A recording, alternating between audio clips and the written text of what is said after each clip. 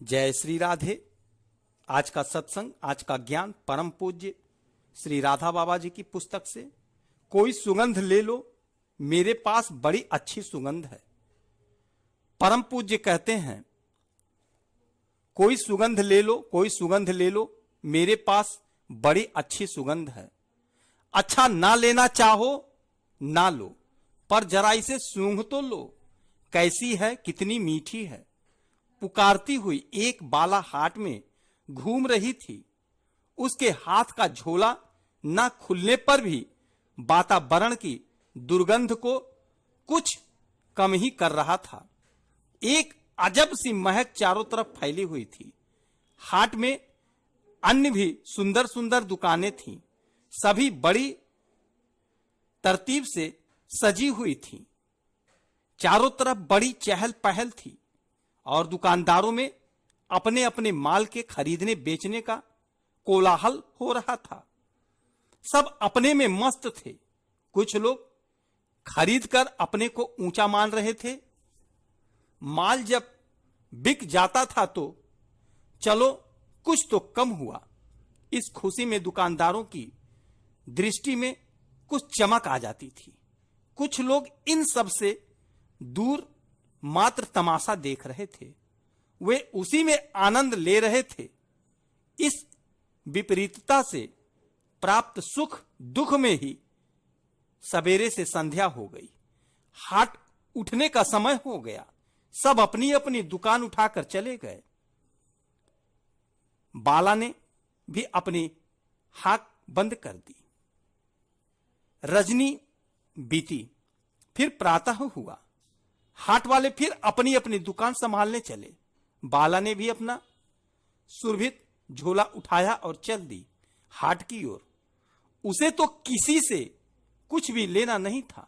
वह तो सारी हाट को सौरभ का एक नमूना देना चाहती थी, परिचित कराना चाहती थी सबको कि दुनिया में ऐसी भी कोई सुगंध होती है जो सब दुर्गंध नष्ट करके सौरभ ही सौरभ भर देती है।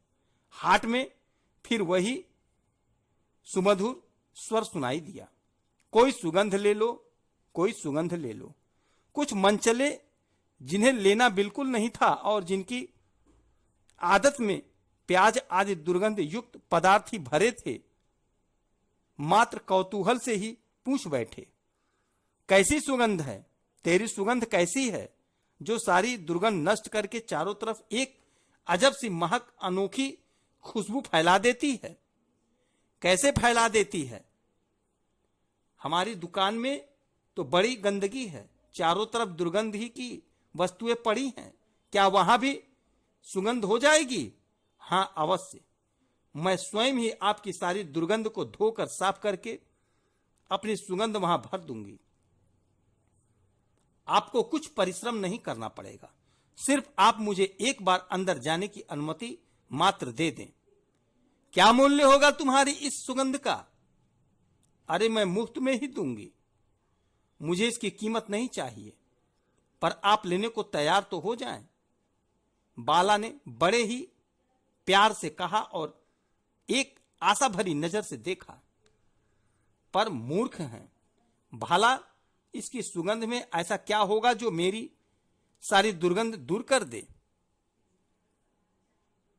ऐसा क्या होगा जो मेरी सारी दुर्गंध दूर कर दे?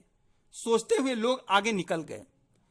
बाला के नम्र निवेदन और इतने समझाने का कोई असर उन पर नहीं हुआ। पर बाला भी बड़ी जिद्दी थी। उसे इस प्रकार के व्यवहार से कोई कष्ट नहीं हुआ। उसके चेहरे पर कोई सिकन नहीं आया और वह उन व्यक्तियों के प्रति कोई अशब्द भाव भी नहीं किया। वह तो फिर आगे चल निकली किसी दूसरे खरीदार की खोज में। फिर शाम हो गई, पर कोई खरीदार नमूना देखने को भी तैयार नहीं हुआ। सबने समझा शायद यह कोई मजाक है, पर बाला ने हिम्मत न हारी। प्रतिदिन ही हाट में उसका मीठा स्वर सुनाई पड़ता था, कोई सुगंध ले लो, अरे मैं मुफ्त में ही दूंगी, इसके बदले मुझे कुछ नहीं चाहिए, पर नमूना तो ले लो, इसे सूंघो तो सही, फिर देखो कैसा मजा आता है। पर नहीं, कोई उसके पास तक नहीं जाता। दुनिया के अन्य कोलाहलों में उसकी यह मधुर वाणी किसी के पास पहुंच भी जाती तो भी कुछ प्रतिदान कोई नहीं कर पाता। पर बाला को भी ना जाने कैसी सनक सवार थी। उसने अब हाट ही नहीं अपितु हर द्वार पर जाकर हाक लगानी प्रारंभ कर दी। अरे कोई सुगंध ले लो, ना सही नमूना मात्र सूंघ लो। पर फाटक खुलते ही ना थे।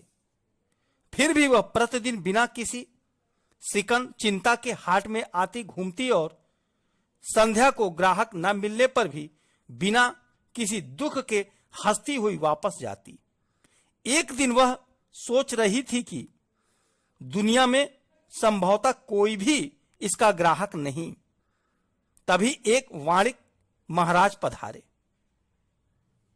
दोनों में कुछ बात होने लगी। दूसरे दिन हाट में कुछ दूर पर एक पर्वतमाला को छूती हुई त्रिलोकनी लहरा रही थी। आज बाला उसके तीर पर बैठी थी। उसके दोनों पैर जल में डूबे हुए थे और आंखें झर रही थी। सहसा वह उठी मानो स्थल पर चल रही हो। इस भांति आगे बढ़ने लगी। कुछ ही क्षणों में लहरों ने उसे आत्मसात कर लिया। सब ओर एक नीला प्रकाश फैल गया। दिनकर की रश्मियां सचमुच ही नीली हो गईं। जय श्री राधे।